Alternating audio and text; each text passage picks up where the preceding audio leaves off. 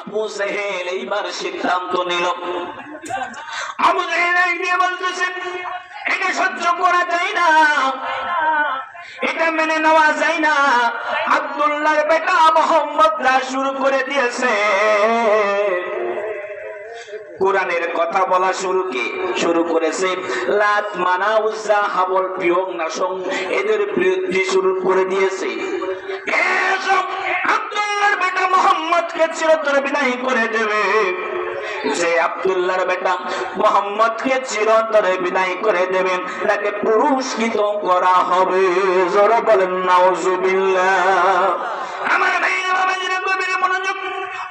নকল গ্রামবাসী কোরআন থেকে কথা শুনে যান, আমলের নিয়তে কথা শুনে যান।